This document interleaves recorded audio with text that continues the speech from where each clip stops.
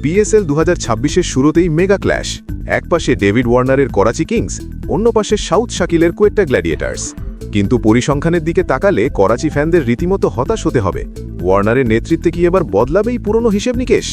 Gaddafi স্টেডিয়ামে আজ মুখোমুখি হচ্ছে দুই দল। ইতিহাস বলছে করাচি বিপক্ষে কোয়েটা সবসময় ডমিনেট করেছে। 20 বারের দেখায় 13 বারই জিতেছে গ্ল্যাডিয়েটার্সরা। করাচির জয় মাত্র 7টি।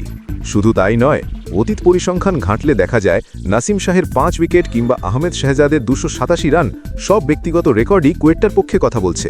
এমনকি গত সিজনেও মাত্র 142 রান ডিফেন্ড করে 5 রানে ম্যাচ বের করে নিয়েছিল কোয়েটা। বর্তমান ফর্মের দিক থেকেও গ্ল্যাডিয়েটার্সরা এগিয়ে।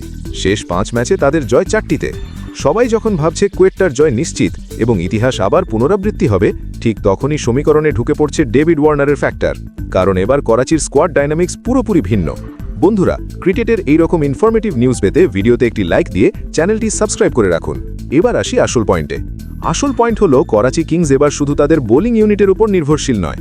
ওয়ার্নার টপ অর্ডারে আসায় তাদের ব্যাটিং অ্যাপ্রোচ অনেক বেশি অ্যাগ্রেসিভ হবে। কোয়েটা ঐতিহাসিকভাবে এগিয়ে থাকলেও টি-20 ক্রিকেটে অতীত পরিসংখ্যান খুব একটা কাজে দেয় না।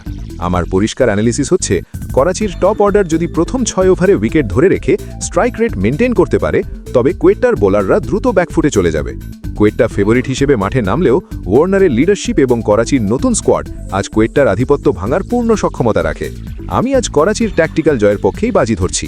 ওয়ার্নারের এই অ্যাগ্রেসিভ লিডারশিপ কি আজ কোয়েটার ঐতিহাসিক রেকর্ড ভাঙতে পারবে? আপনার সোজাসাপটা যুক্তি কমেন্টে জানান।